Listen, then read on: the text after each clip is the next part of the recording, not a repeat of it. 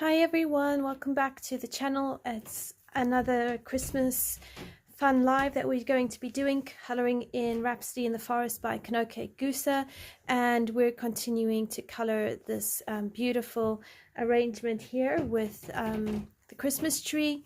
It's set in a bit of a Victorian wallpaper with poinsettias, bows, holly, bells, harps. So we're going to just carry on with that. And I'm going to set it to a light pale blue background. So I thought that today we could get working on some of the bows and the Christmas tree decorations and possibly some more of the background. So I'm going to be using Prismacolors again because I find that those pencils work quite well in the background. And yeah, let's get started having some more progress on this page, and hopefully before the end of the series we could actually have a few more coloring pages. I've got quite a few ideas off in my mind. Okay, so first thing I'm going to do is I'm going to let you know that the colors I'm going to be using are going to be your traditional red, green, gold colors. So we're going to do the poinsettias here in beautiful reds and possibly a gold center, but we can use glitter glue for that. I'm going to use a red gel pen for the holly berries here, and so I'll go ahead now and I'll do all that. The bows are all going to be red, the ornaments here are going to be gold, and then I'll possibly make the candy canes white and red as well. And then I think against a lovely blue, light blue background, it should look really, really lovely.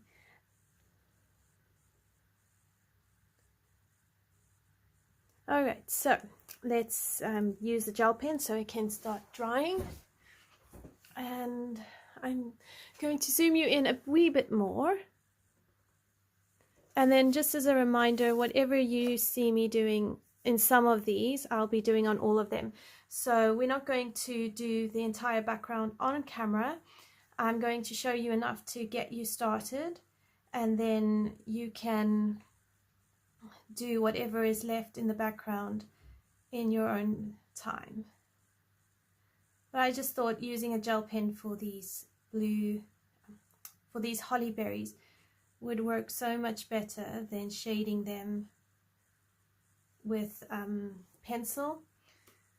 Also, because it's in the background, you want to make the Christmas tree and the cherubs your main focal point, so we don't have to worry excessively about details in our background. You want to do enough so that it looks lovely without confusing your viewer as to what is actually the focal point. So I'm just going to find all the berries and I'm going to do all the berries.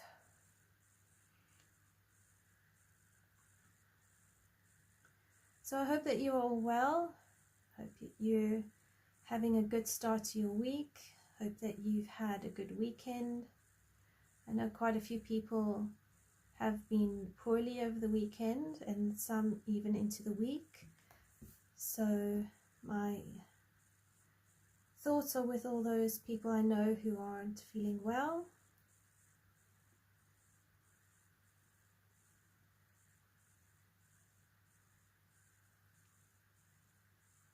Okay, so I think that is all berries for now. So what I'm going to do is I'm going to use a orange shades of red for these the red parts of the picture, and we're going to use possibly permanent red. I want some Scarlet Lake, and I want quite a dark red, so I might get out a Tuscan Red. I'm going to have a look, see what I've got in my jars.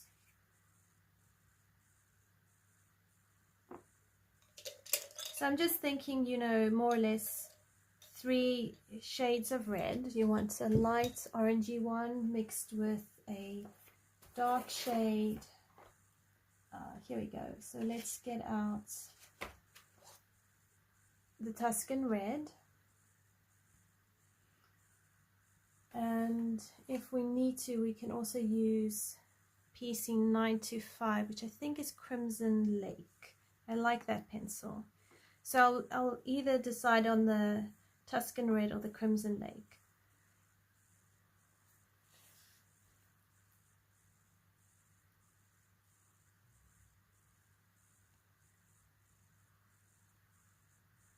Alright, so I'm coming in with my permanent red. I've tried to erase any of the green that slipped onto my red bows. So hopefully your coloring is a little bit neater than mine.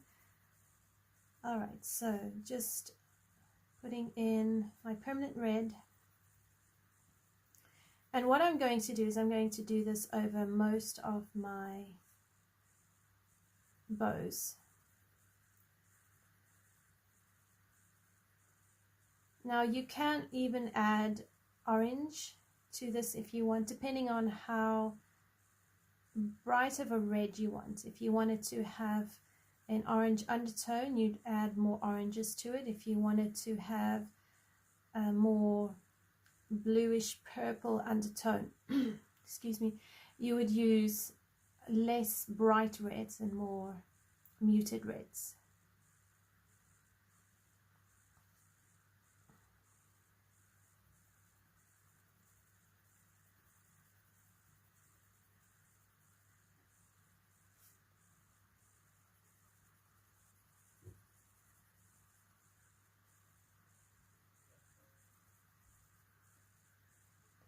Sorry if my camera looks like it's bouncing a lot, it's because of the table and the tripod. So if I zoom you in a bit more and lower this down, there you go. So you should be able to get a better view now.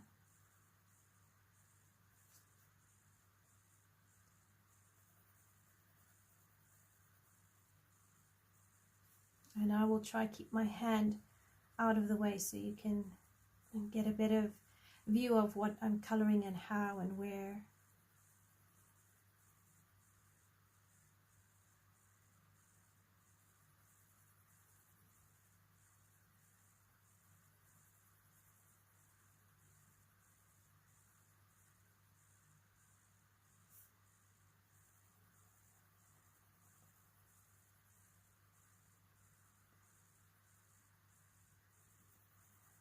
Now you can change the palette for this page, and you could do it any color you wish. I gave it some thought and I just thought actually I'd like to bring in those traditional colors because they do work.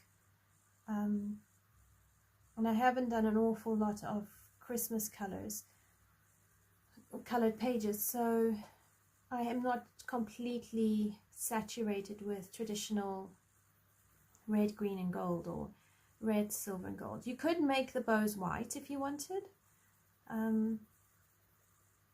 It's not too difficult to do. It's just making sure that your shadows are the right, you use enough grays for the shadows without turning the white material into a grey or a beige.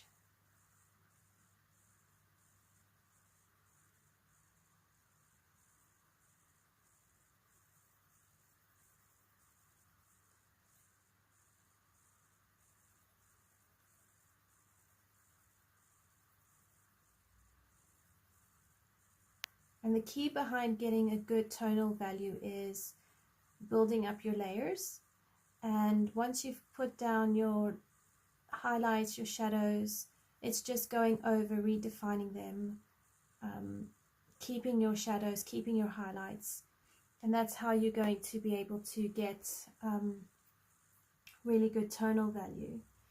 And I think I've mentioned this in previous videos, the more tone you get on your picture and your coloring, the more your page is going to pop and the more striking it will be.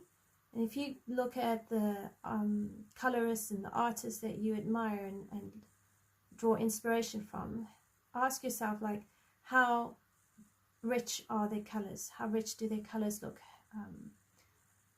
How many layers do you think they've put on? And that will give you a bit of a guideline as to an area you could work on or aspire to. And I do that myself. Some of the colorists I look up to, I keep saying to myself, oh, but the reason their pictures are wow is because they've got rich color. Alright, so now I'm using the Tuscan Red, and I'm going to use it to put in my shadowed areas.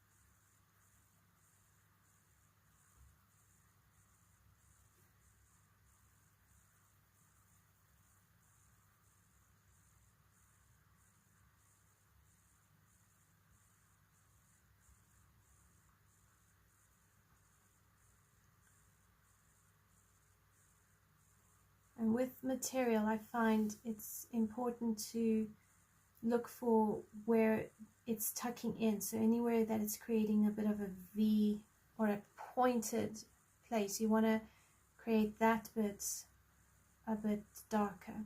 And then if you look on this side here, we're gonna just do this darker because it's tucking away, and this top section is going to have a bit of a more of a highlight.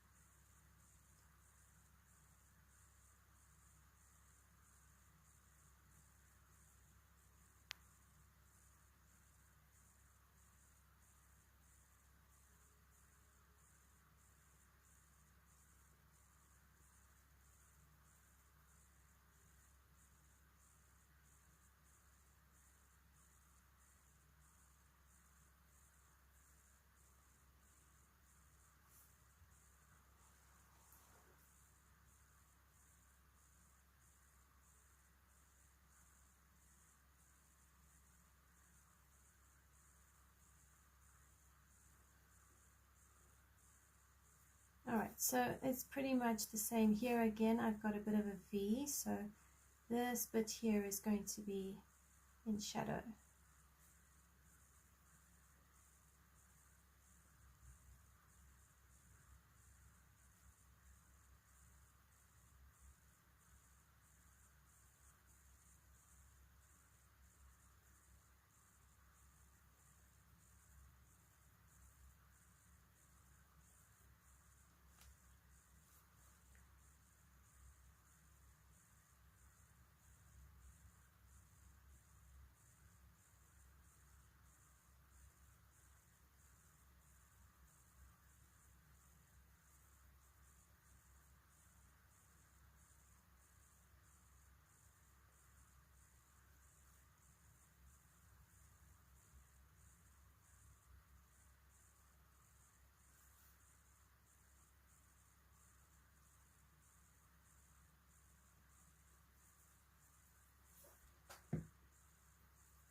So this bit here, sort of more hidden than the top bit.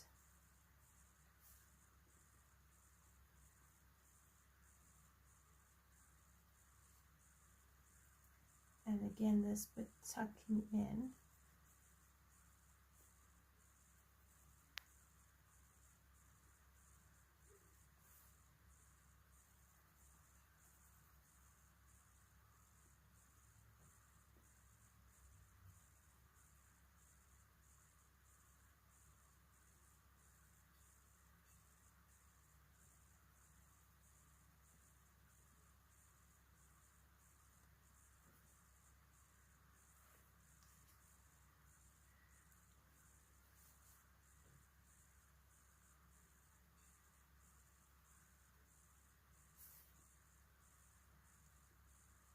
So if you look at the shape of this one, here where it curves like that, this side here is quite a bit in shadow, but you're going to have that top bit which is going to have the highlight on.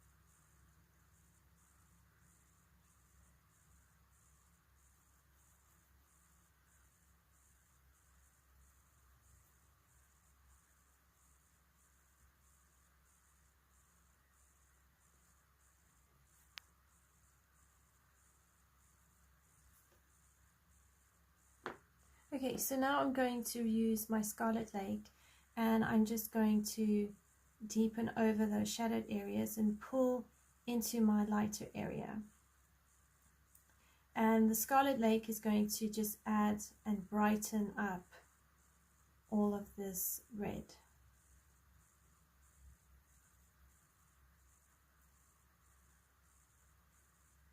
And you'll see that it's got a slight orangey feel to it. But I like that, and I want that because I want these bows to be a more bright red than a muted red.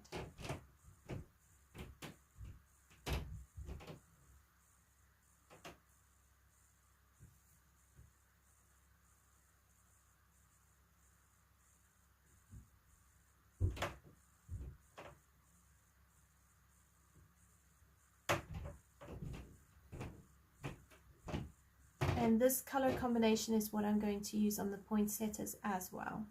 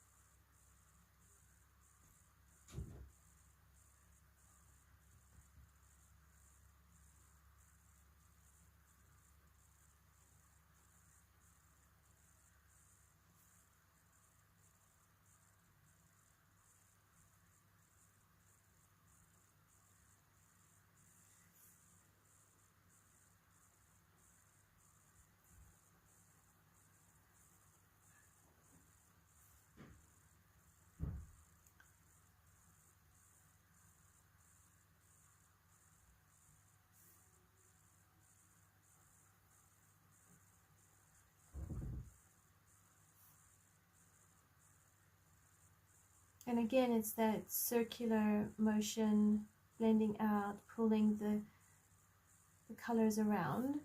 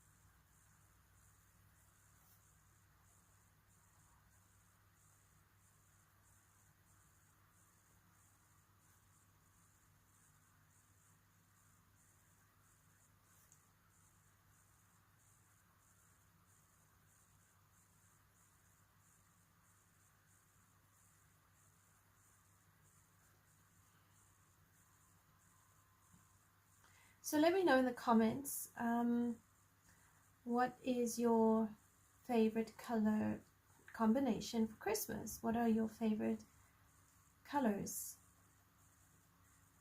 And there's often pinks and purples.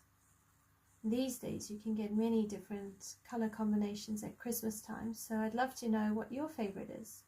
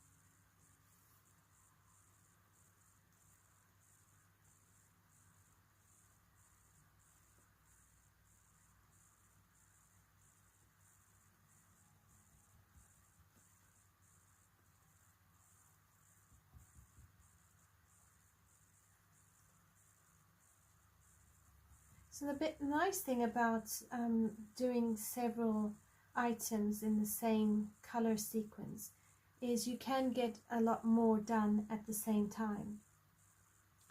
Whereas if you tackle one thing at a time, it's easy to forget which step came first if you had a break, and which step you need to go with the sequence. So it is also helpful to do all your bows at the same time. So put down the first coats or first layer, then bring in your second layer and build it up from there. So at least when you go away, you've only got 1 or 2 or 3 or 4 steps left before your element is complete.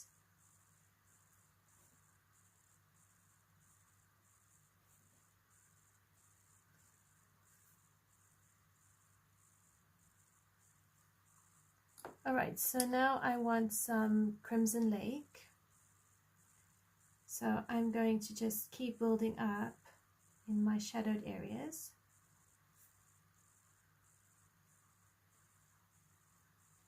And I'm most likely going to bring in a bit of the, possibly the warm, possibly the warm grey, so the 90% warm grey, and use that to deepen my shadowed areas, my very deep shadowed areas. And then I'll blend everything together with my lightest red, which is that permanent red.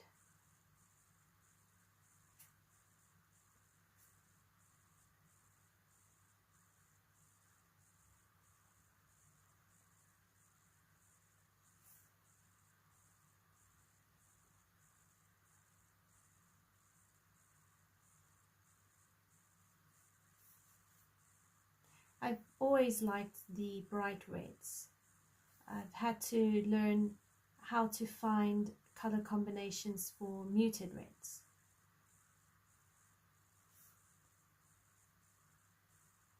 And I think it started when I first started using colored pencils. I used the Derwent Artists, and they tended to have a bit more of an orange selection of colors and reds than reds. So a lot of my red combos for that set were these bright reds instead of these more muted reds. And if I wanted muted red, I actually found it really difficult to work with my set of 36 Derwent Artists, because I didn't know, I couldn't get the balance of purples and blues into the reds well enough to create a muted red or a non-orangey based red. So it was a very interesting thing for me.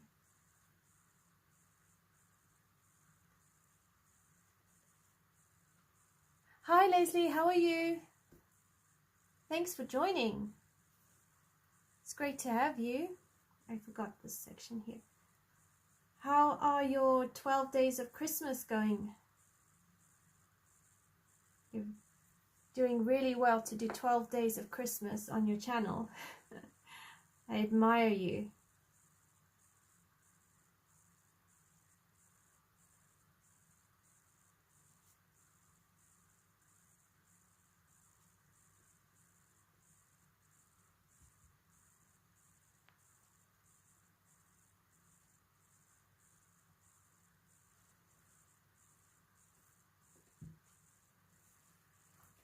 Okay, so now I'm getting out my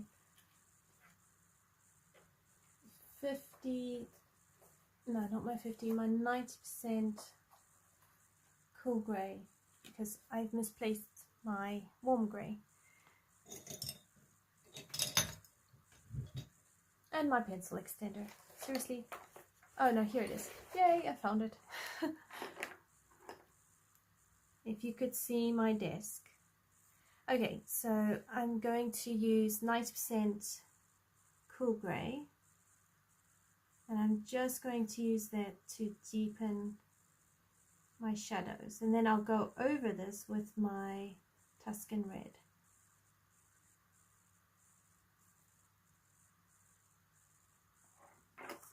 Now I don't need a lot of it, just a little.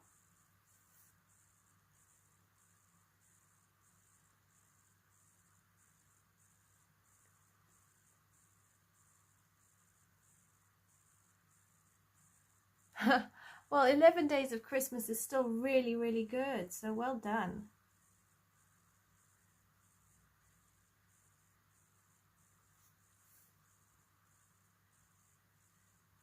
I just I don't have the capacity to even attempt to do Christmas coloring every single day. So I really appreciate all your efforts. But I did like the, was it the snow globe one that you did? Did you do a snow globe one?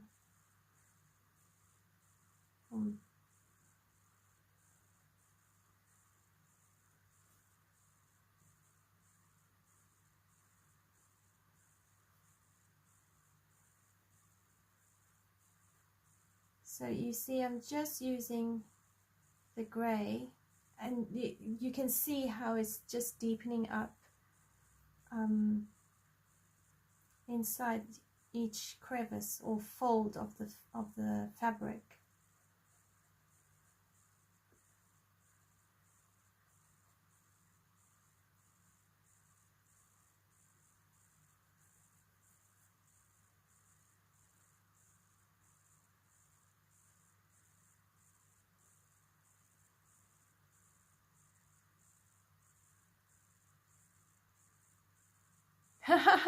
Yes, your snow globe was amazing. My goodness. And your snow as well. I was so impressed.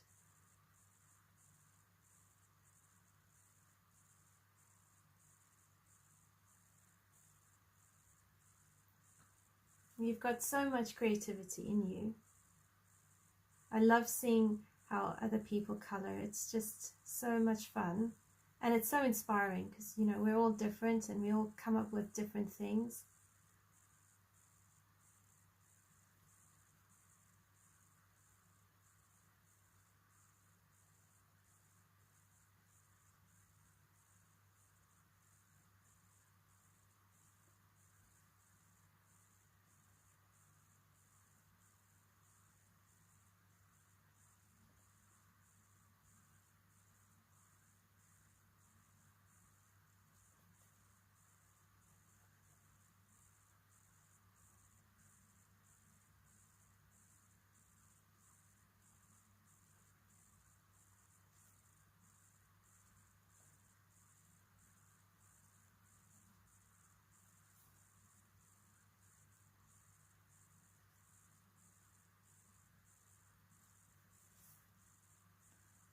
So yeah, I like using this grey.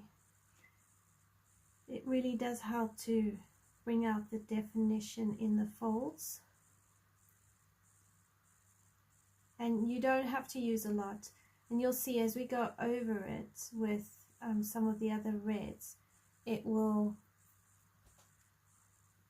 bring back that reddish look to it. So now if I go over it again with my Tuscan Red, and I'm going to use a bit more of a firmer pressure. I'm not pressing hard, I'm just using probably a medium pressure.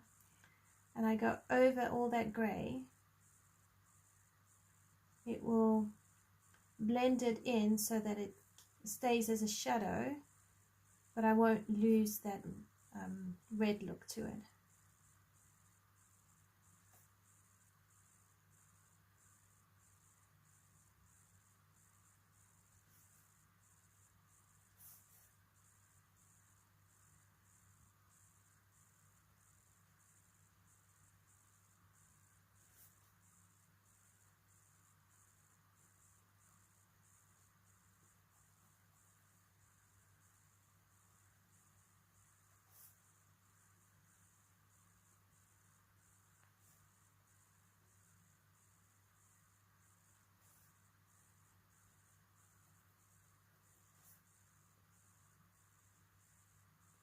And then try and go in slightly different directions so that you can bring that color out.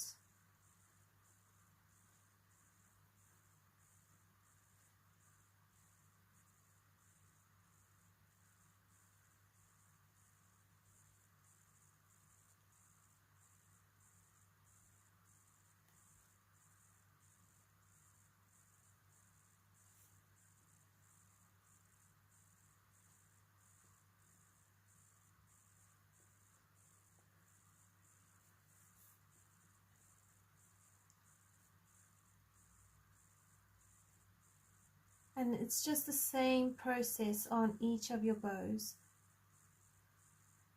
So I'm doing 4 bows simultaneously, and then I'll use the same principles on the rest of the bows. If you would rather I do the bows on camera, do let me know in the comments. I'm happy to do that with you. I don't mind.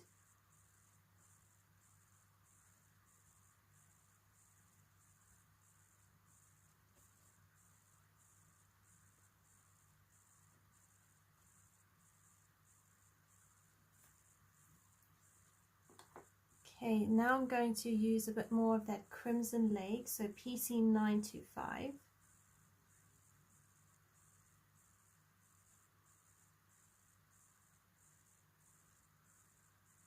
Well, that's something I've been thinking about lately. I've come across 1 or 2 people who prefer videos where the name of the pencil or the name of the color, like Crimson Lake or pink, is more important to them than the number, because it helps them remember color combos or all the various reasons. So I got wondering, what do you prefer? Do you prefer the number on Prismacolors and Polychromos or Castle Arts or whatever pencils you prefer, or do you prefer the name of the pencil color? So like my struggle with Prismacolors is the name of the color is going to be sharpened away a lot faster than the number. So eventually, like this one, I've got the different spelling or the different language here, not the English language, and then I've got the number. So I'm trying to remember that it's Crimson Lake, but at least with PC925 it's a lot more into the pencil.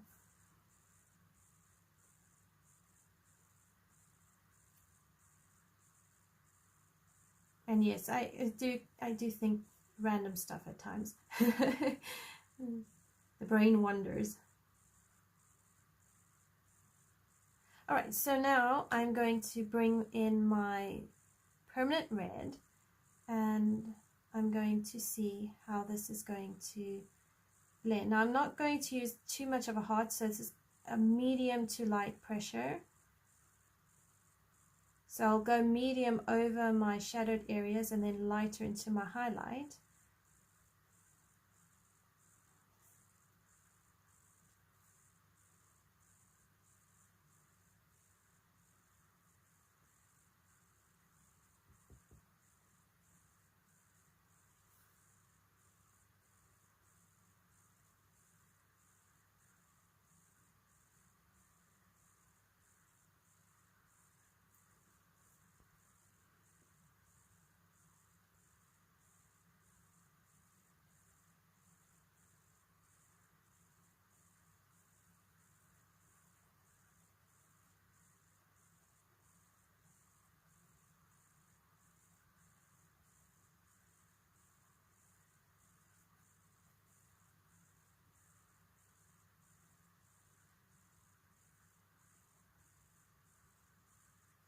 Now you can, as always, layer and layer and layer until you're happy with it.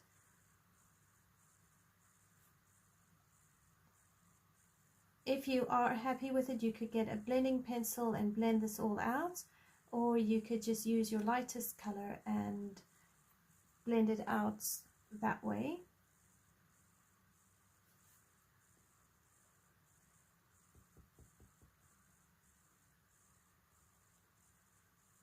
Using a light pressure will also help you get different intensities on your color. So if I just leave it like this one here, if I could probably come in with a very light pink or something like that, and it will keep the highlights. Or I could leave it like that with a bit of the tooth of the paper sticking out, and I'll go harder pressure into my my shadow to mid-tone areas.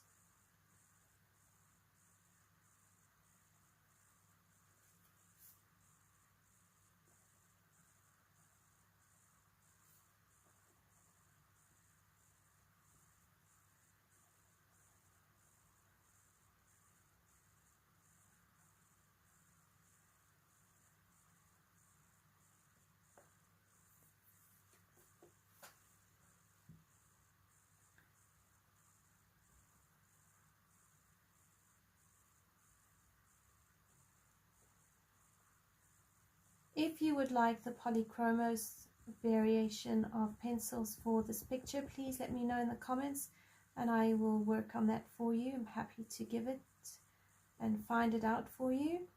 I know some of you do like to use polychromos as your preferred choice.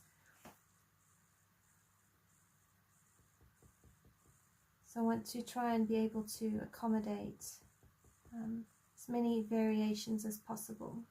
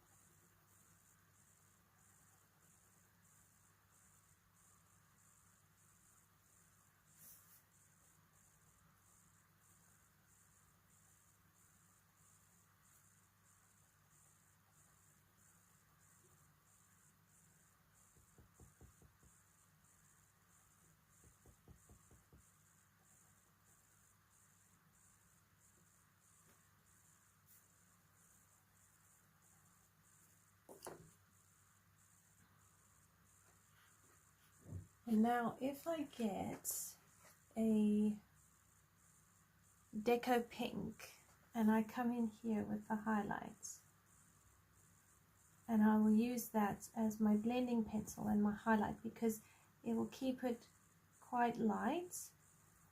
But if I use white, it will create a very milky effect, and I don't want that. So I'm just going to try this. Now I would use similar colors to color a cardinal, the cardinal bird, and I am going to be doing a tutorial on that for you as soon as I possibly can. The kids are on school holiday from this Friday, so I'm hoping when they're on playing TV games I can hop on and do a few extra videos, all going according to plan.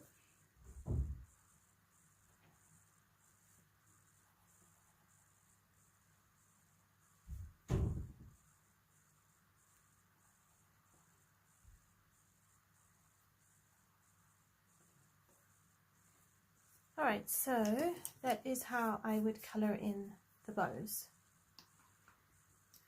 Okay, so now I'm going to show you how I would do these gold ornaments around here.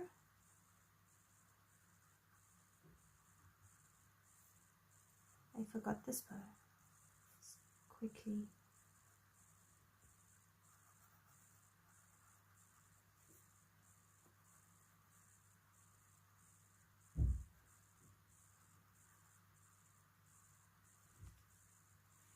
Okay, so if I come in with my Jasmine, and I'm going to color most of it and just leave a bit of white as my highlight.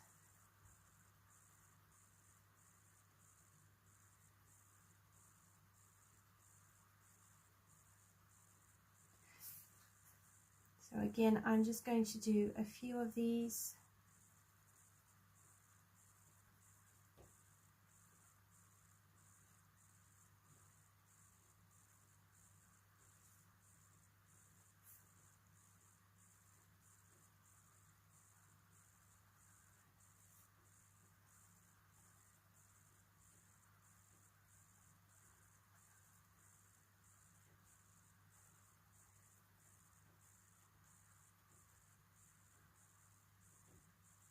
And remember, we can always erase any of the highlighted areas in the gold as we need. So, and we can also use a white paint pen to add white highlights. So now I'm going to use my Jasmine. Not my Jasmine, sorry, my Artichoke. And I'm just going to layer this up now. So same principle as we did last week for the bells. But I'm just going to do a couple of these ornaments.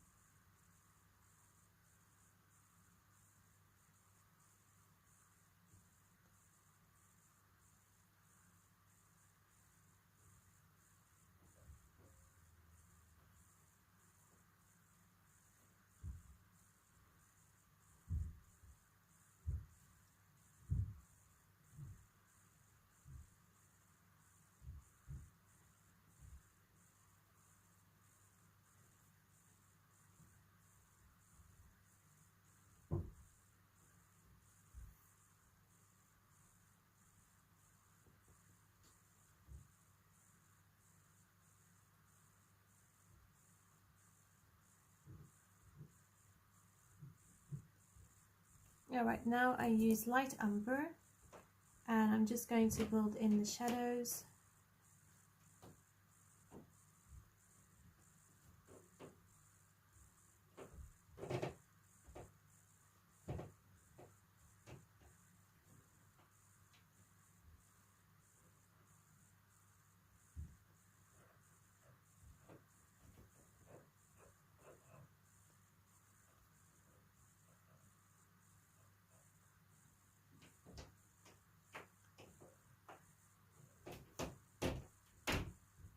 Oh, apologies for the creaking floor, it's just the family upstairs.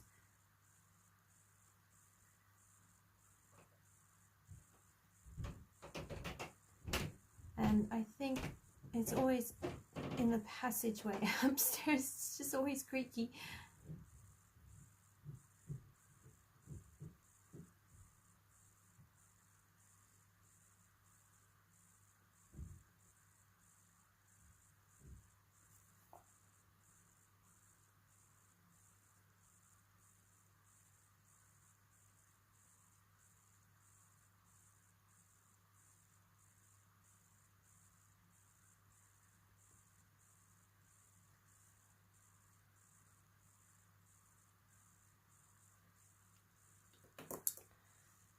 Next, I'm going to use dark brown.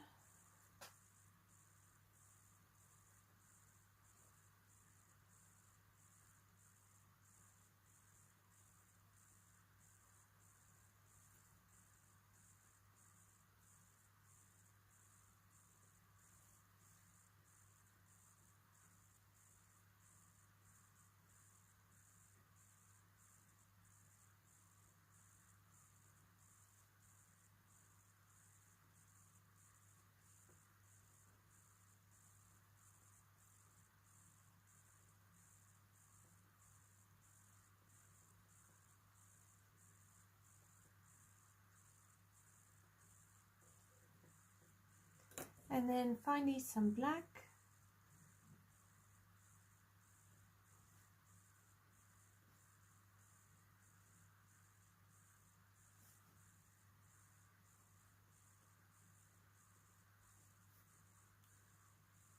And you just want to use it sparingly. Hi Dawn, how are you?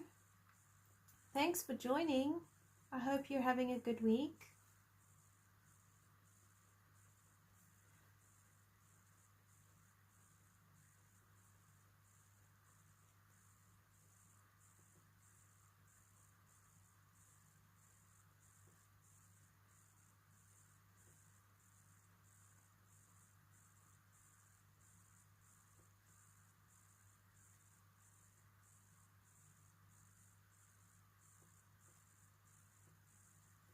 Okay, so now I'm going to go over some of this again with my artichoke.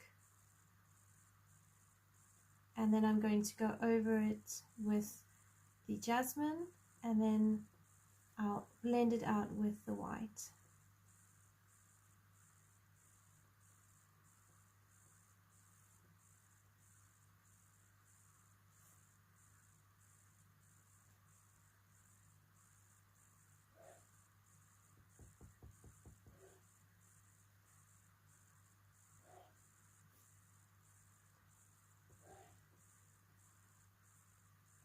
I'm glad that you're well, Dawn. I'm sorry you've been tired the last few days.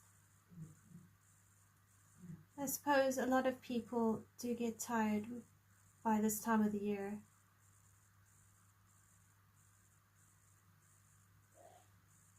I hope it's been a good year for you all.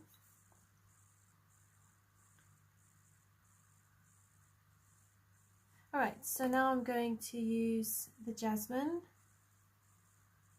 And again, I'm just blending it out.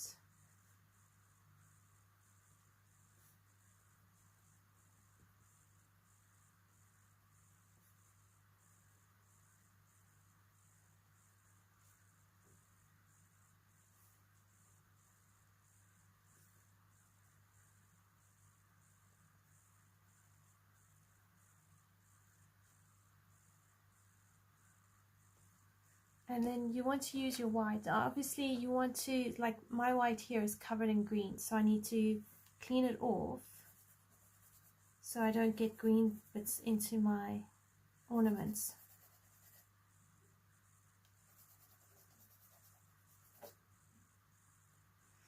So in my highlighted area, and I just blend it out.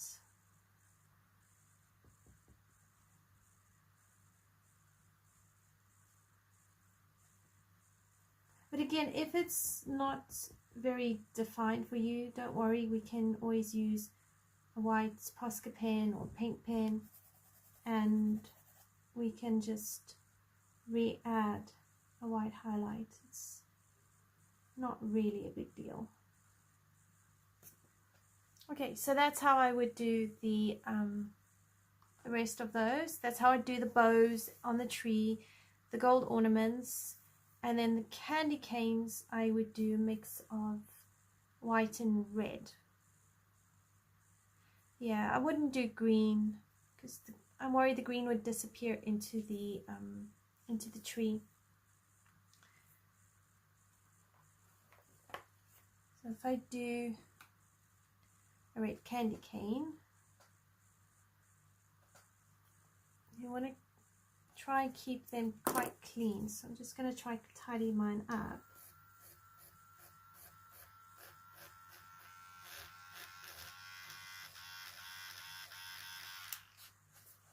Bring this up a bit for you.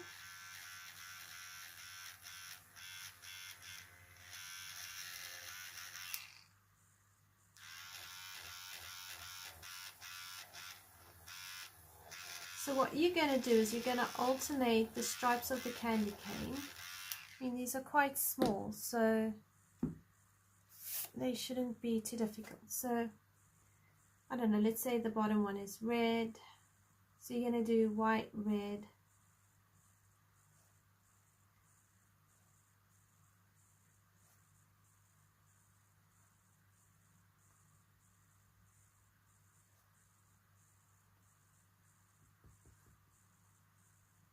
And you're going to want the sides of each candy cane to be darker, and then this middle section here is going to be lighter.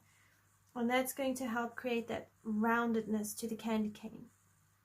So these candy canes are quite small to really show you clearly, but I'm going to do my best. It's a similar principle to what I would do for a unicorn horn.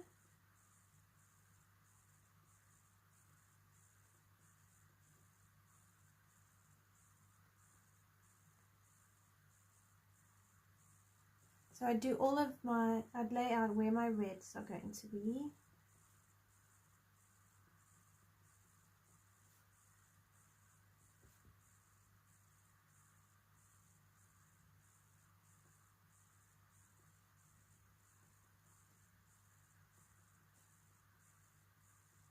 And just think about the shape of the candy cane, because we have to follow the way it bends.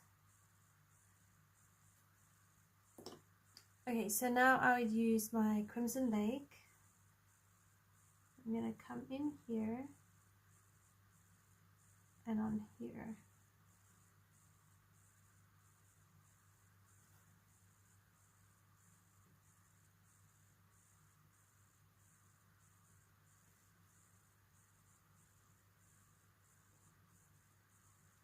So just remember, you're following the shape of the candy cane.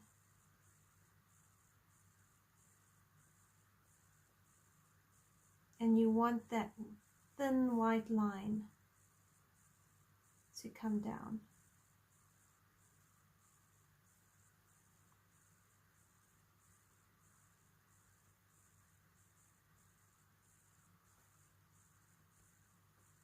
Okay, so that bottom one is going to get a little bit lost.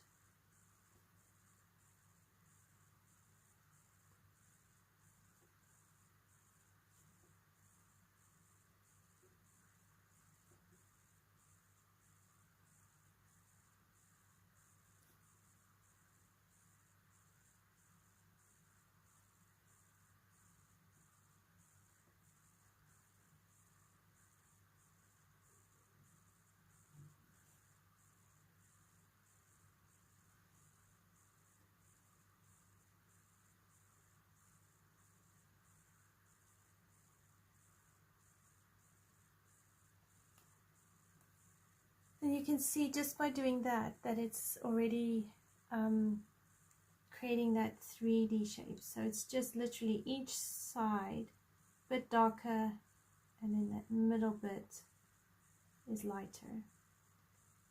And we're going to try and use a bit of that 90% cool gray to just really emphasize this 3D effect. And then I'm going to use possibly a white pencil to create that highlight, because I want it whitish, and then in the end we'll use a white Posca pen. Okay, so I just want a really sharp point, so I would recommend making sure your pencils for these candy canes are really sharp.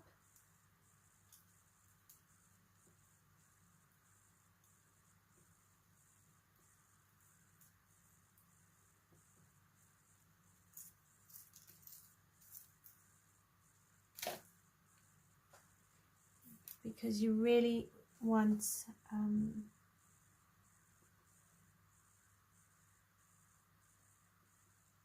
and I would go over the whole thing, because you're going to have the white portion of your candy cane is going to have a shadowed area as well.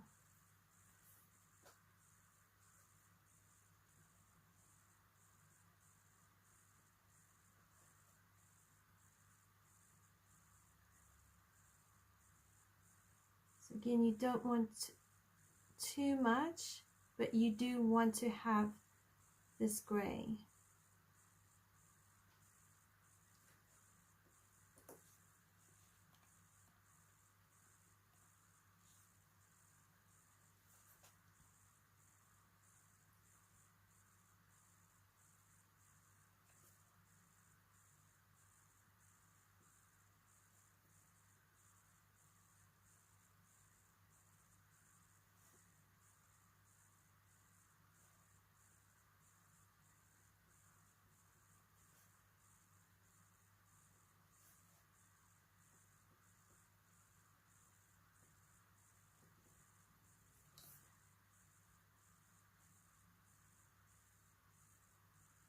Again, light and gentle, but also firm and thin. You don't want a very thick amount, just thin. It can be sort of on the actual black line itself, you know, the line art.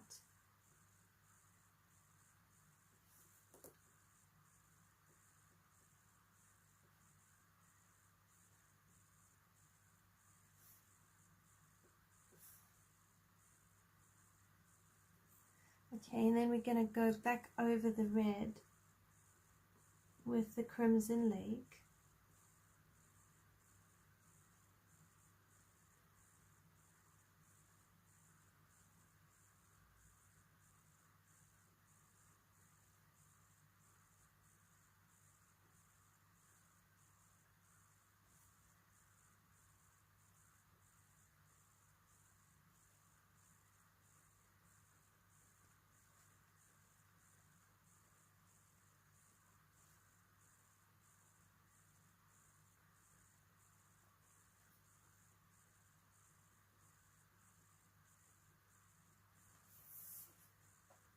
Sorry, I'm concentrating really hard on this.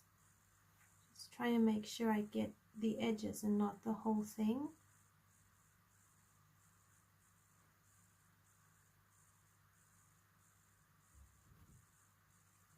Okay, then for the white part, I'm going to use a 50% cool gray, and I'm also going to make sure it's quite sharp.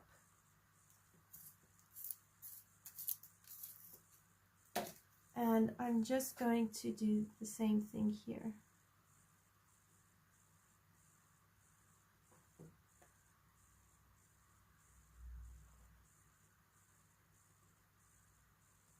And I would do again the same thing over all the candy canes,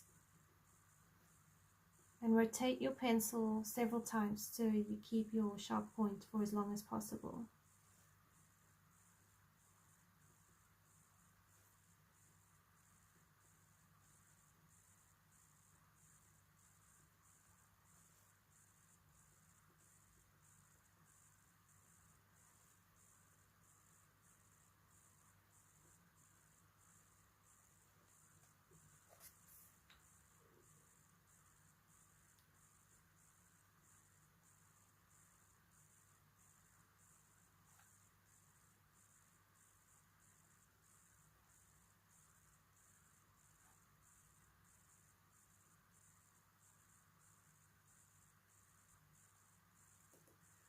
Okay, then your white pencil, I'll just bring this down for you a bit more.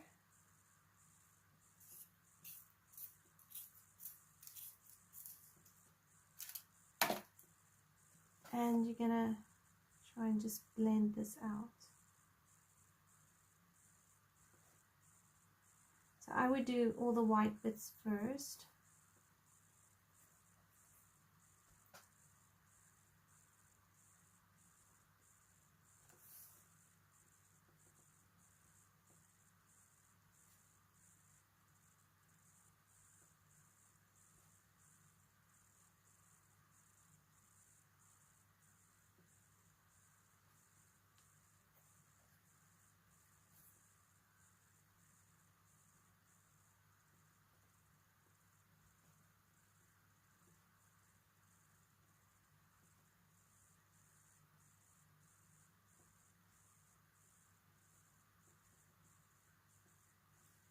And then I'll take my white pencil and blend the red.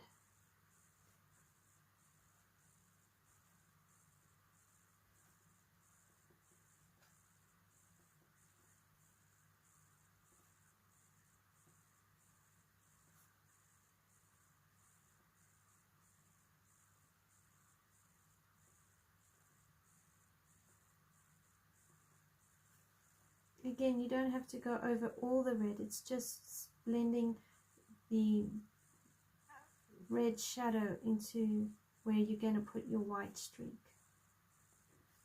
And then I would come back in with like permanent red and just brighten it up.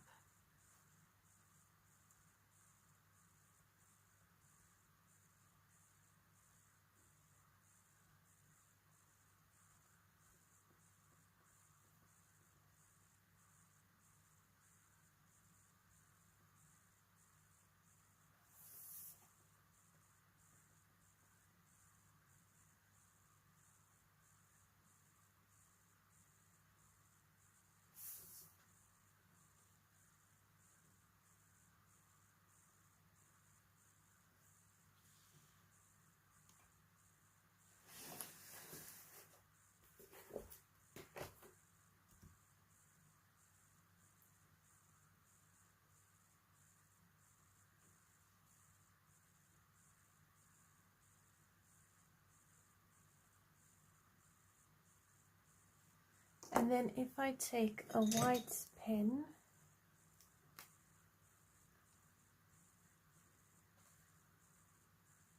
we're going to put a white line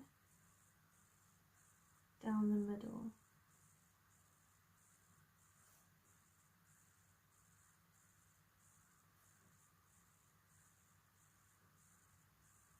Like so.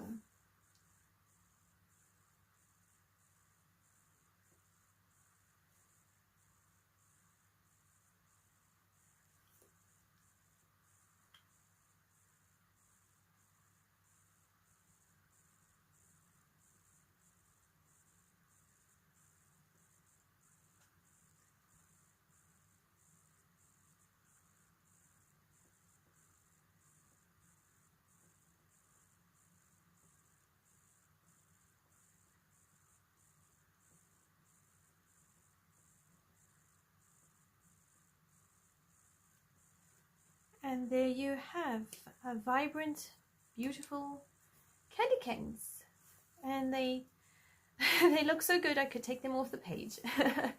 Okay, so let me show you how we can do the angels. So I'm going to use a base of eggshell. You can use cream as well if you would like. And I'm going to use light umber,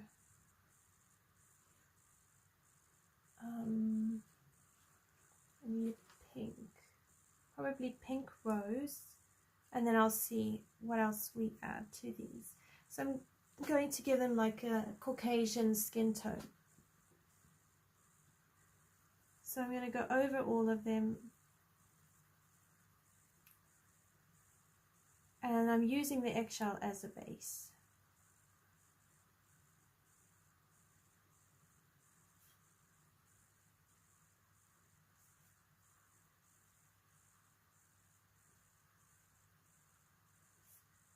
So I'm going to make them living and not statue.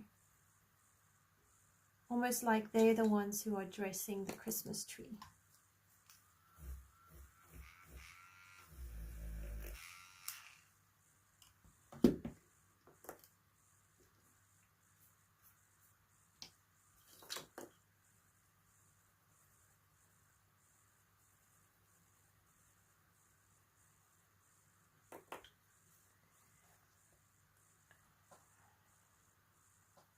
I'm going to zoom you out a bit so we can get both of the angels into the picture. There we go.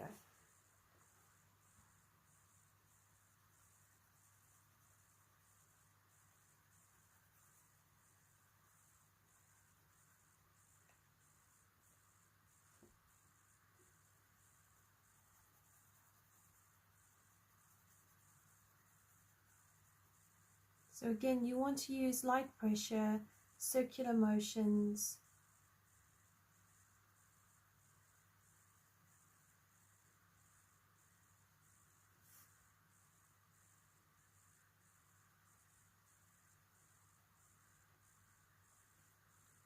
Okay, and then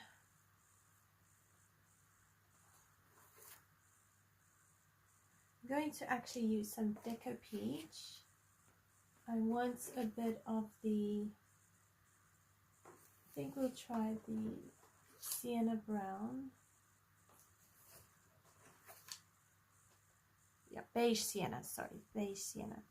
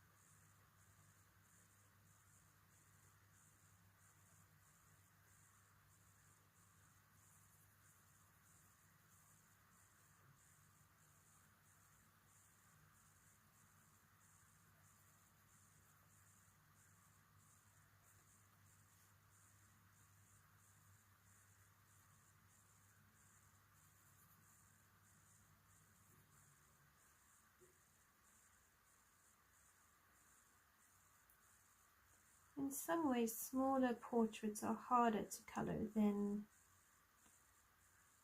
actual, you know, the bigger portraits. I think because the details are so small. So I wouldn't worry too much about perfect shading. I would just look at kind of just shading in your highlights and your midtones and your shadows, because these guys are really little, so trying to fit them in is, you know, all the details is, you might as well have a magnifying glass.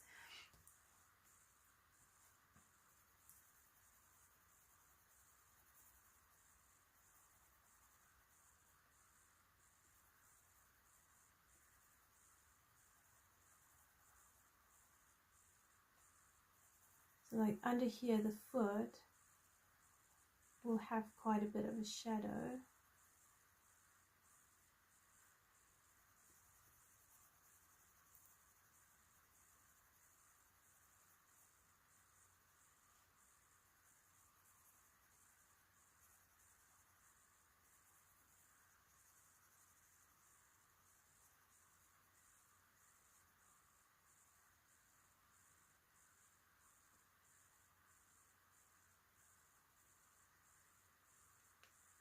It's a little bit of guesswork, really.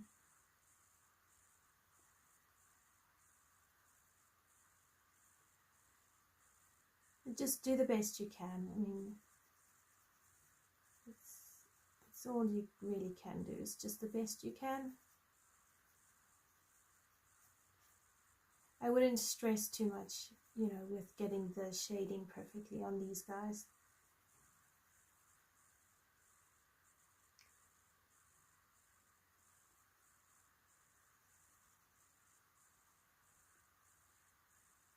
And then I would do some shadow up here, but then leave the rest of the face sort of light. I would go over that with the light umber.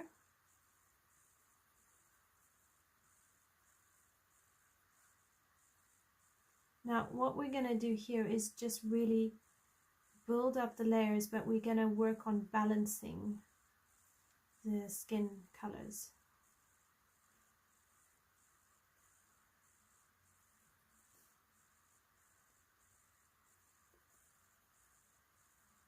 So the light umber works because the light umber has both the brown and it's got yellow tinges to it. And that's what makes it really helpful and useful. If you go a sienna brown, you're getting the brown with reddish tinges. So it all really depends on the type of skin tone that you're going, as to whether you use a light umber, a beige, sienna brown. Where would you use the sienna brown? So now if you look at how this is turning out so far, it's got a lot of yellow. It doesn't have that pinkiness to it. So that's where the peaches, the pinks, the reddish browns, that will come into.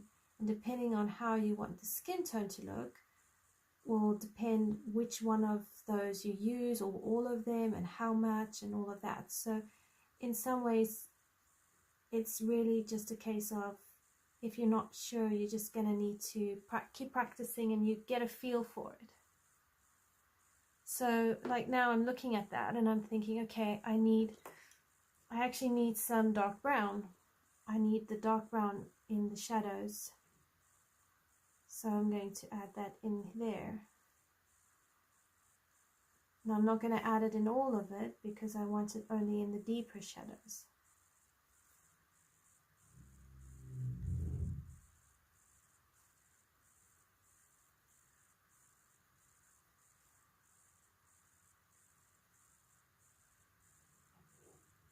So here I'm going to use it sparingly. By the chin, here, this side of the arm. I don't want too much up here, otherwise it's going to look like he's got a whole shadow over his eyes when he doesn't. And even that bit might be a bit too much. Over here under his foot, here by his heel.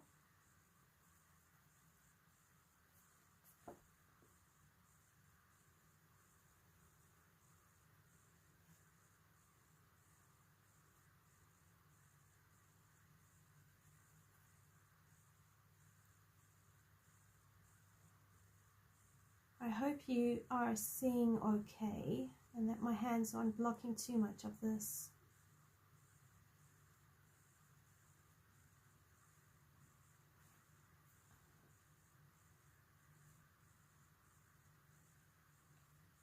Okay, so now you can see it's really still very dull and not very vibrant. So I'm going to bring in a light layer of Deco Peach.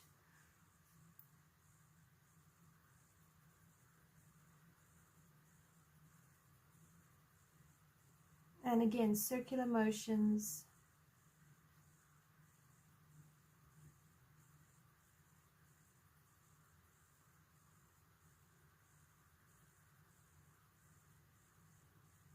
And I'm using the Deco Peach as a bit of a blending pencil, a bit of a blender. It's very light. It will still give a bit of that pink effect to it. I don't want these angels to be very strong in color or orange or any. I don't want them too heavy. I want them delicate.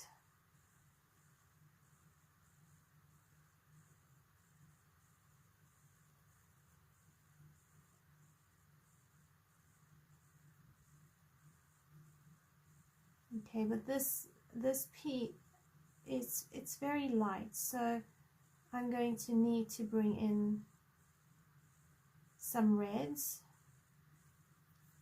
So I'm most likely going to go for a touch of terracotta.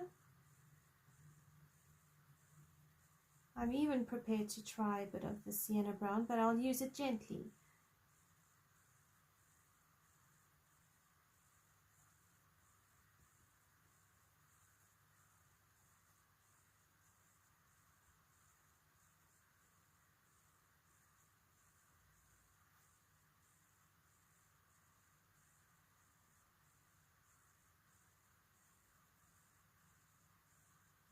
Yeah, it does need some red. It needs something to just make it a bit more vibrant.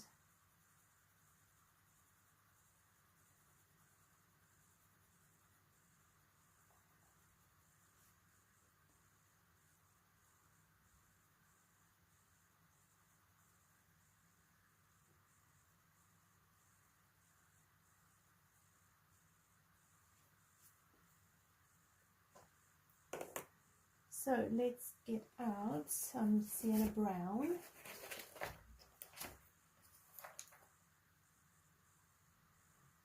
Okay, so I've got my sienna brown and I'm going to bring that in.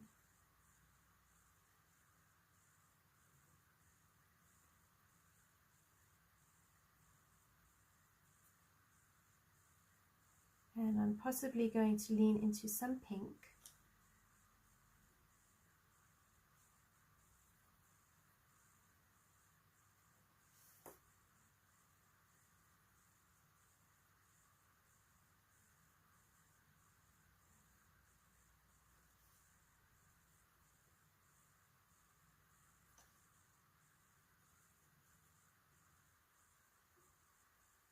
So this is like an orangey brown.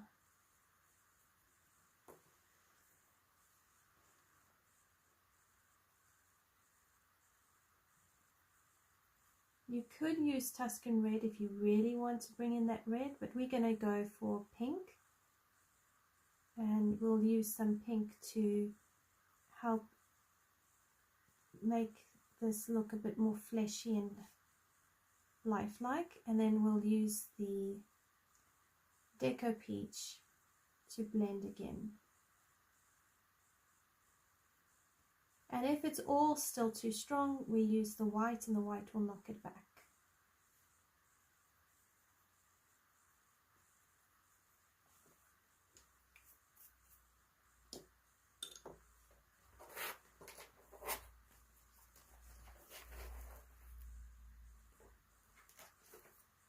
So here is the pink, and you go over the brown areas.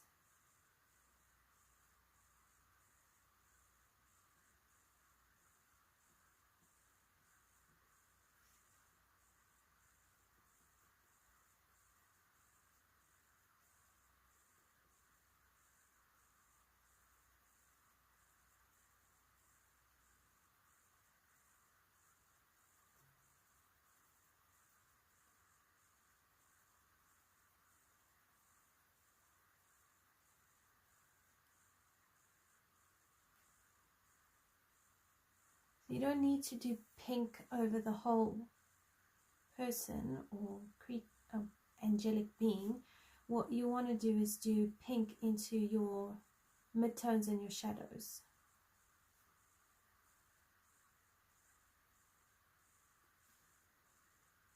And already it's livened it up, which is what we want.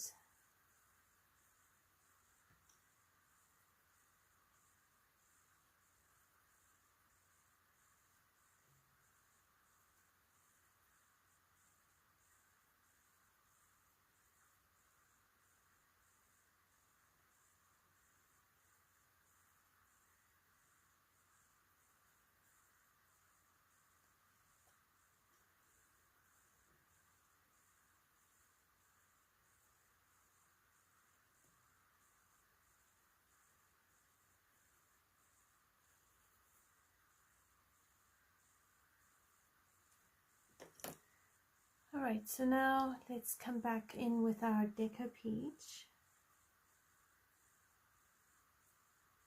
And just blend that out. So we're losing some of our browns now. So we're going to counter it with a bit of light umber and dark brown.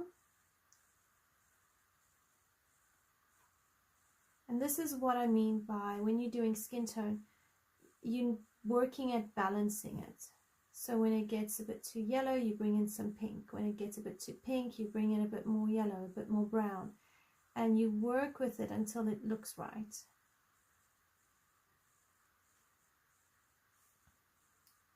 So let's bring in the light umber.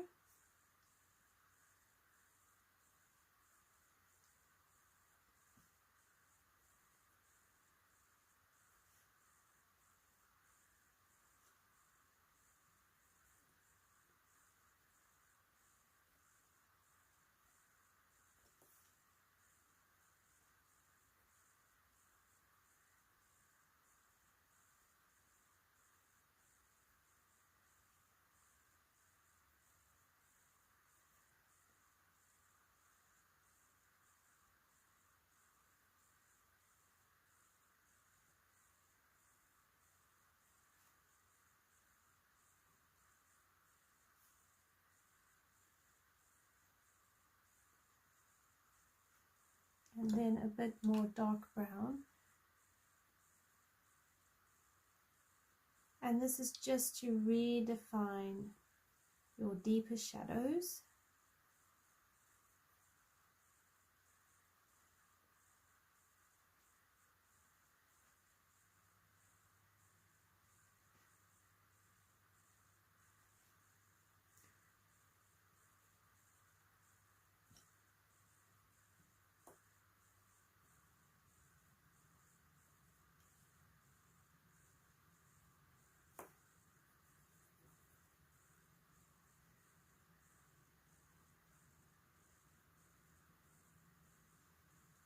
And then we're going to take a light peach and we're just going to blend this out. So the light peach has a bit of a pink and yellow mixed together.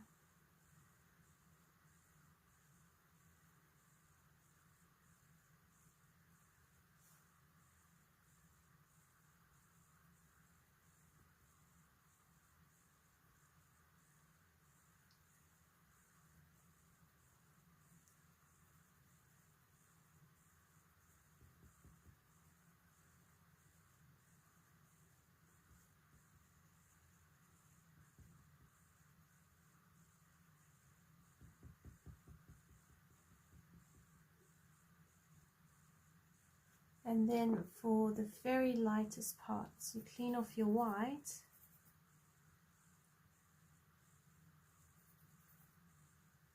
and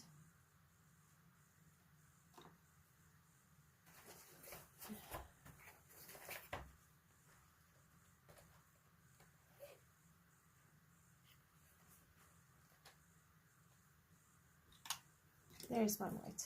I picked up sap green light and I was like, no, that's not the right one. Imagine the green. Alright, so then in your highlights, you're just gonna go in and out. And if you go over your skin tone with the white, you'll just knock it back and blend it out. And so I'm just using my white pencil just to keep my light highlights going. And also to make sure I'm not too yellow or too pink.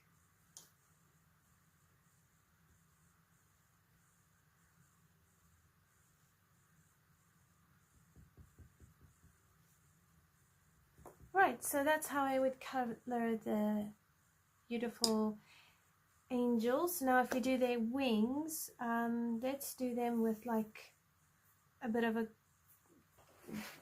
yellow. So we'll make them a bit more vibrant than gold. So we'll use Sunburst yellow,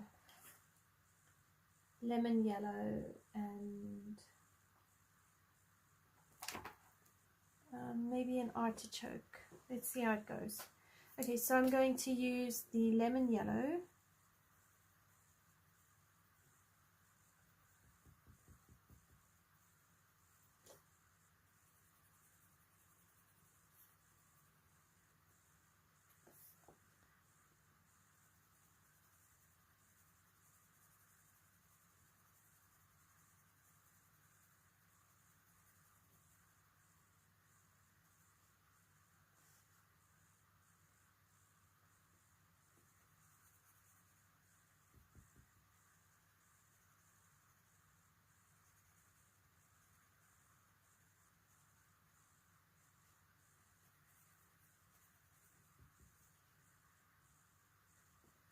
Okay, and then I want to bring in some Sunburst yellow.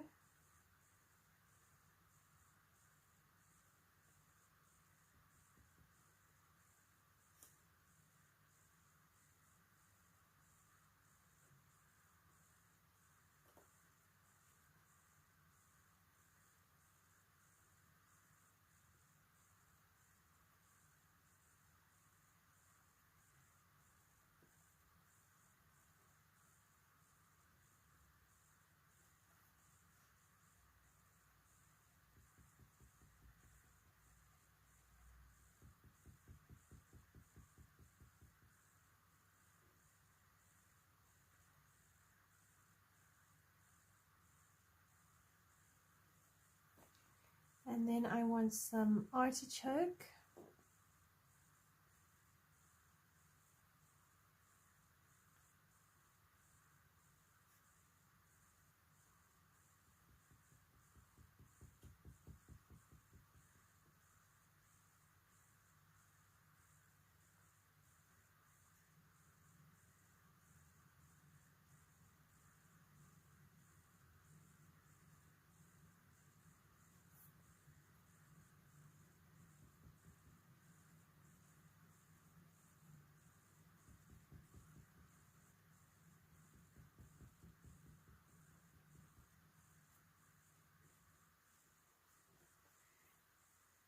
And then I'm going to use the eggshell.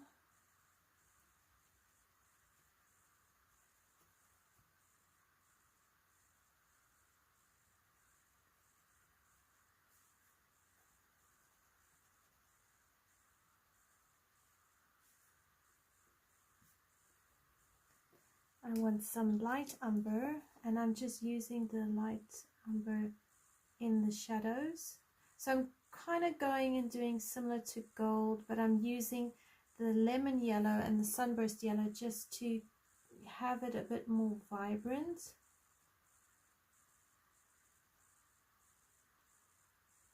So that they stand out from all the gold in the background.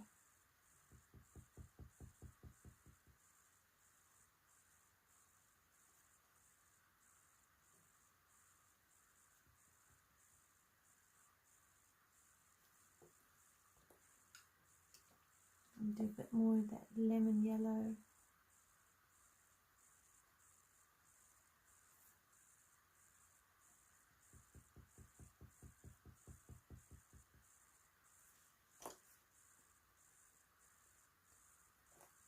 And sunburst yellow.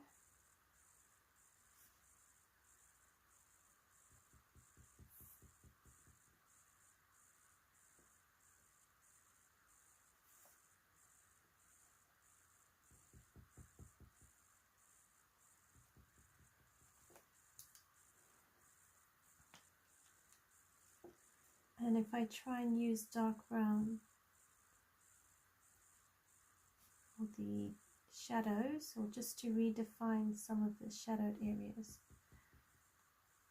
Because again, it's that thing of keep your lights light and your darks dark. And that's what gives you that contrast. Ooh, what cookies did you make, Leslie? Sounds delicious. Okay, and then if I use my white pencil and I just blend my highlights and just lighten them up a bit.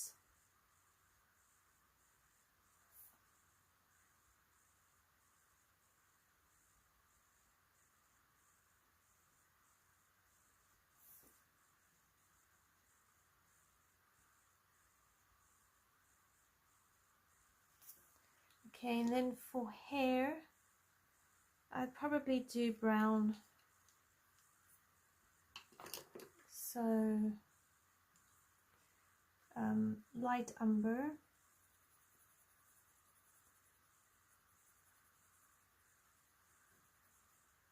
I mean, you could give them any color hair you want, really. And then dark brown.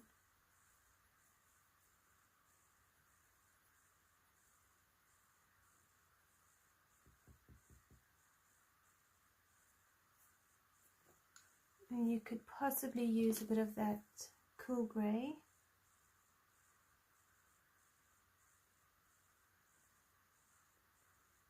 Just add a bit more shadow to here or there.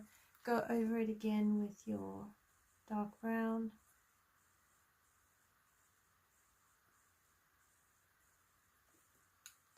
And then you have your light umber.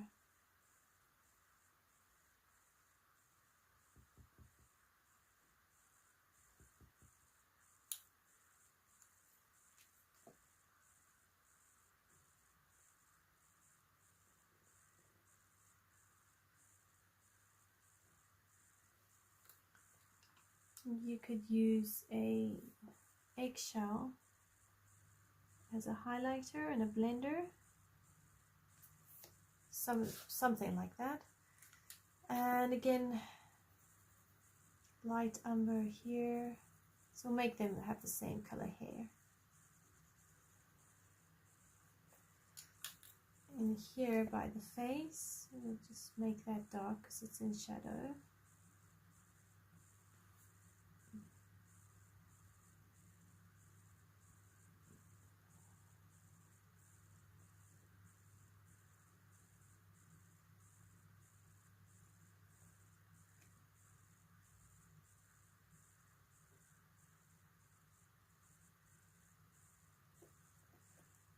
You can just go over the nose and the eyes.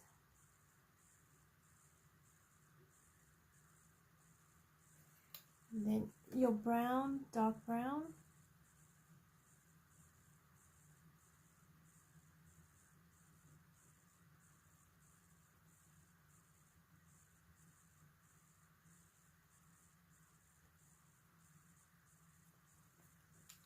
And eggshell is a bit of a blender. Your light umber.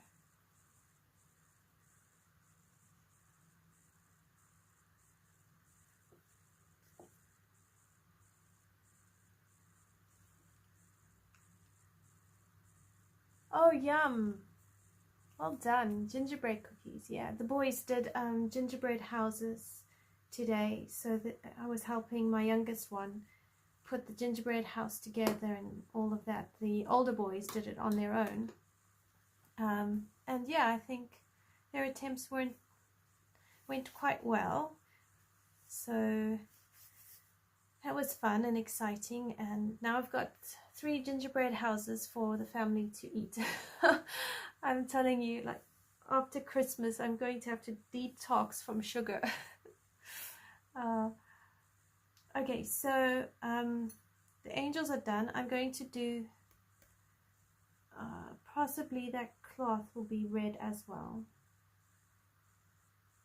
Yeah, because I haven't got, well, no, I can make it white because you've got the white of the candy canes. So you could choose. You can make it white to match your candy canes, or you could make it red to carry on with your red theme. I'll just make it white. So here I'm using a 50% cool grey. And again, I don't want to do too much grey, because if I use too much grey, it's going to actually look light grey instead of white.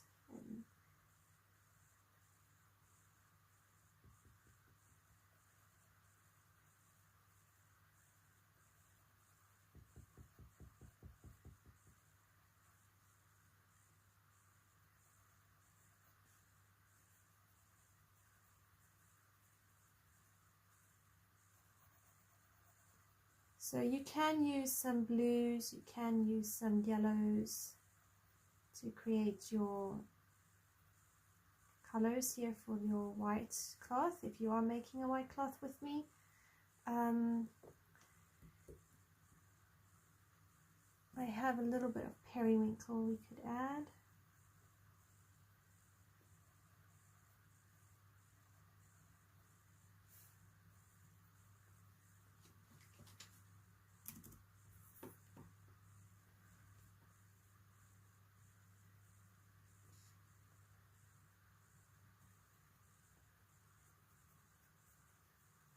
And then you could use a jasmine to show a little bit of highlight. You can use a canary yellow as well.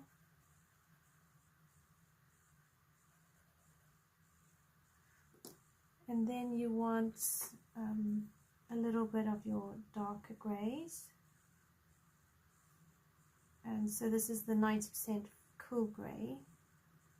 And you want it very sparingly, because what we're going to end up doing is use the white pencil to blend this out.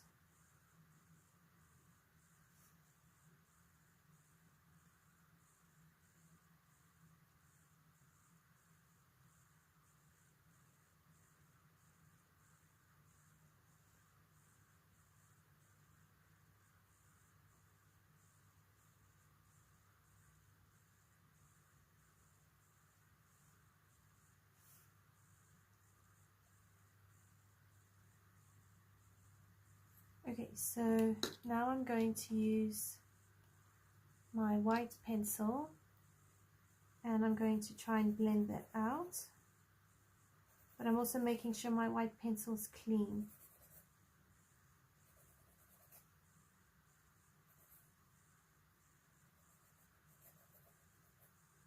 Okay, so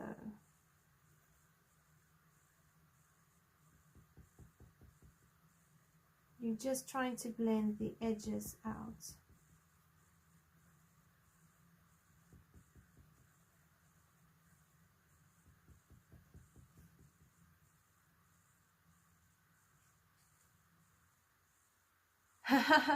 Yes, me too. Thank you. And I like the bows, and the candy canes have turned out really, really well.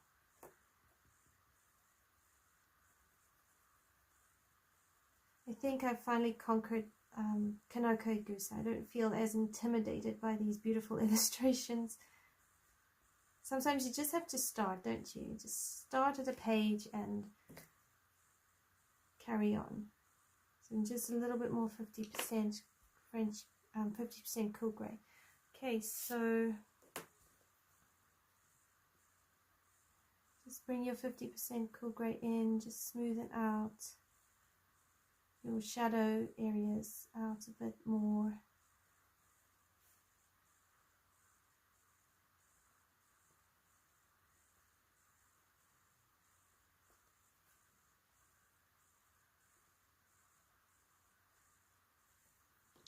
So just play with it, just bearing in mind to use your 90% cool grey very gently.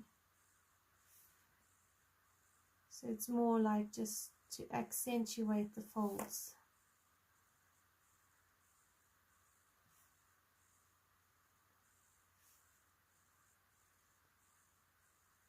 And going over the black lines in this case, what it does is it just helps remind people that there are folds there. It just shapes the picture, or the elements that you're coloring, so that it doesn't kind of get lost. It stays crisp. That's what I'm looking for, the word crisp.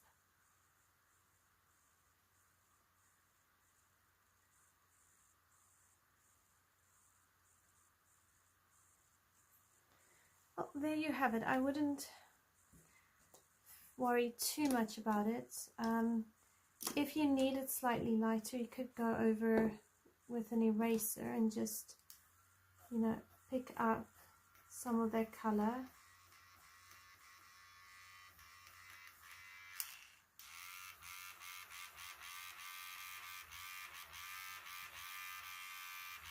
and then you could go over it with some white Posca, and that will help accentuate it. So let's say you have your white Uniball Signo pens, just, or your white Posca, just come in, and in those white areas where you want very white and crisp, just color in the white.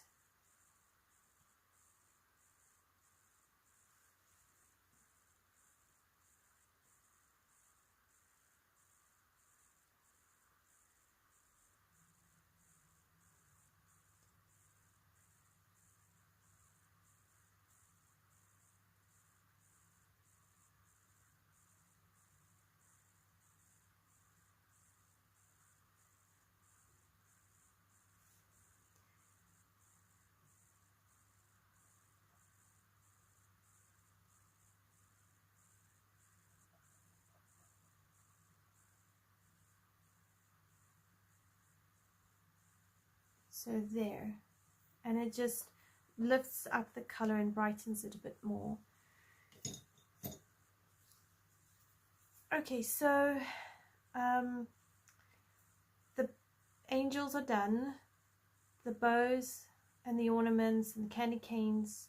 I've shown you how I would do all of them, so I do the same thing. So you could happily go ahead and do that on your own. I can show you how I would do the poinsettia. I would make, I haven't decided yet if I'll make the bows on the harps white. I might make them white because there's red there, so if we add the white bows it could work.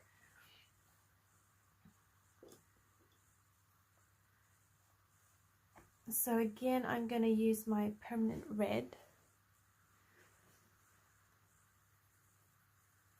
and what I'm going to do is I'm going to color all of these petals red.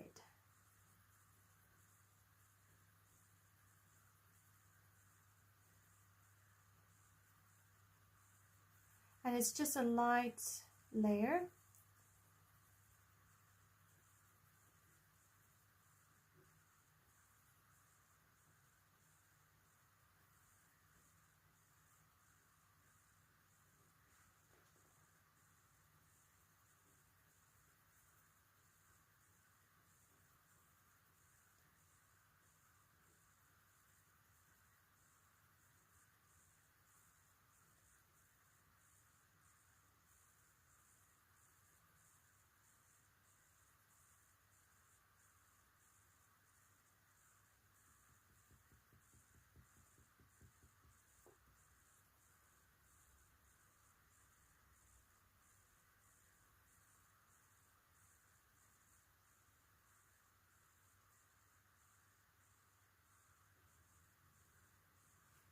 Okay, then I'm going to use a light umber in the middle, and I'll put gold glitter glue in the center.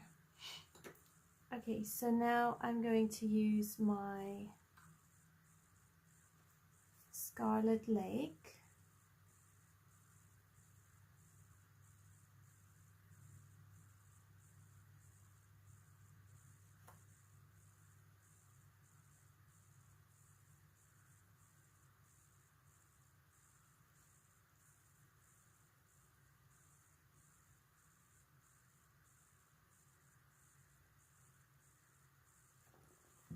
So I'm just putting these in the, this is my mid-tone.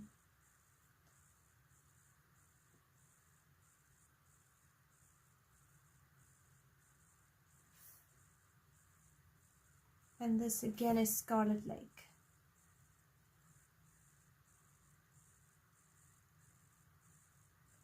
Now on the petals that are sitting on top, I'm putting the Scarlet Lake in the middle, going slightly out, because I want the edges of the petals to be brighter, and then the petals at the back I'm kind of doing bottom up, so the tips will be lighter. Then here, these will be darker because they're sitting underneath, so they don't get much shadow.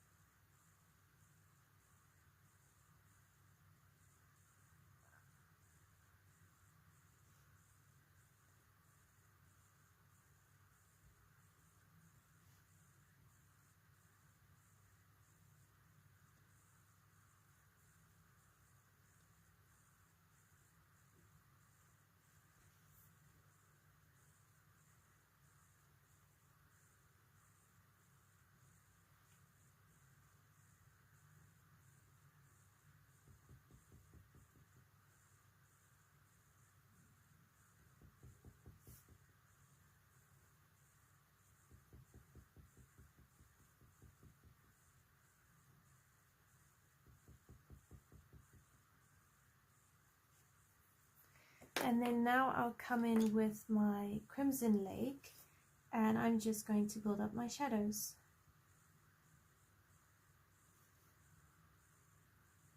So on the petals at the top, I'm going to just use the Crimson Lake over the middle. So like that, just in the middle.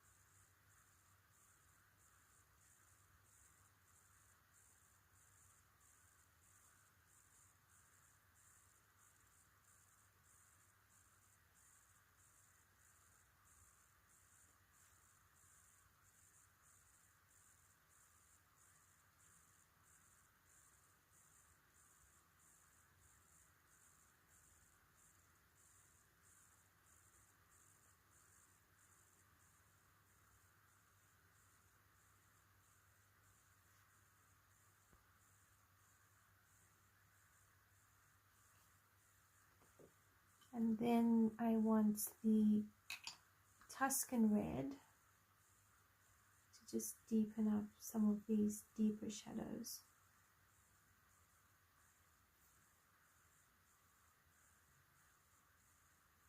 So again, it's using the same colors I did for the bow and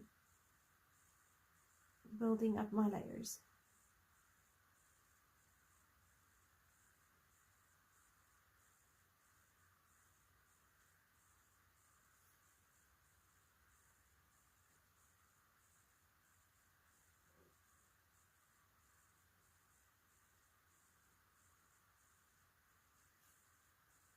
I forgot this side, so just bring that Crimson Lake in here. And then I want my 90% cool grey.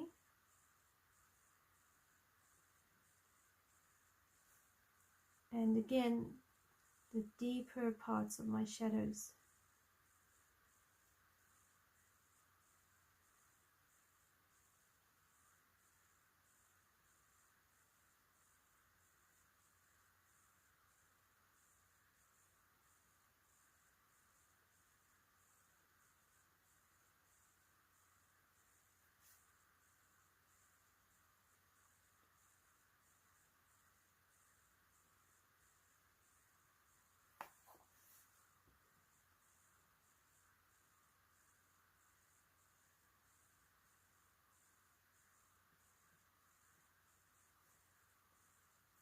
Alright, and then I go over that with my Crimson Lake.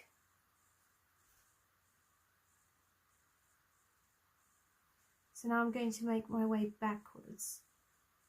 So it's going to be Crimson Lake, Scarlet Lake, Permanent Red. And then I'll end it with that Deco Pink as my highlighter / blender.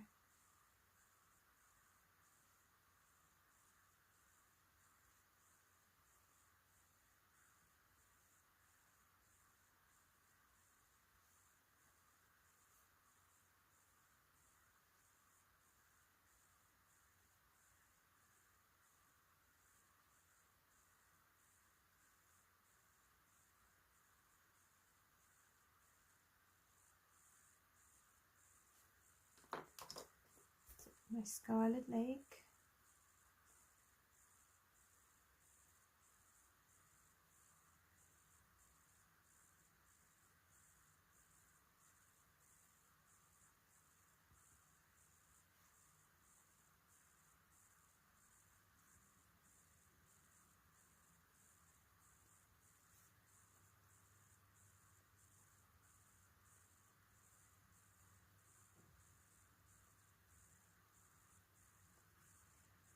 My permanent red, so harder where I've already been and then lighter towards the edges.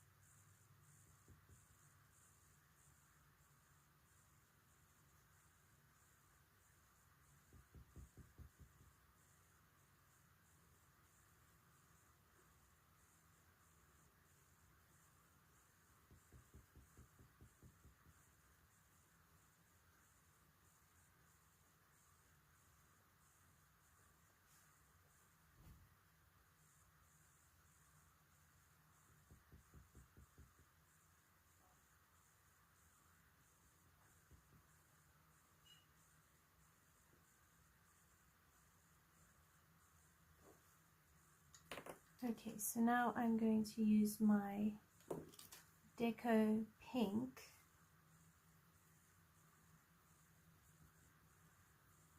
and work on my highlights.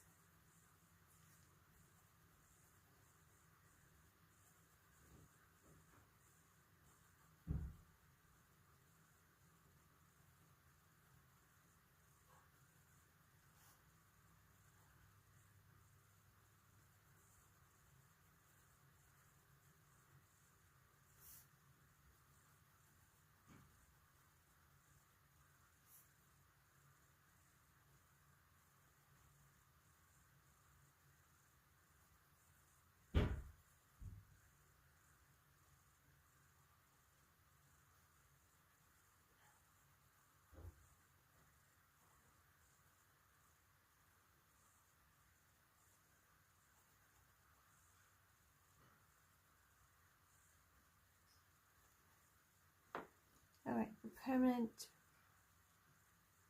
red, just to re-brighten everything up.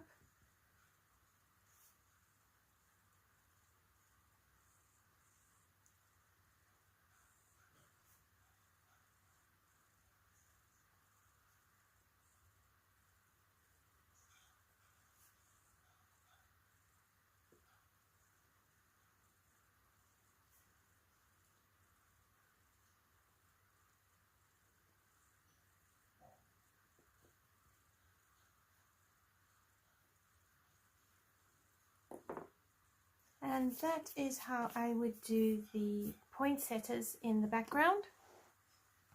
So on Friday we will do the background, we will finish off the bows and the leaves of the holly leaves and the wreath. I will show you how to do the white bows, and then this page will be done.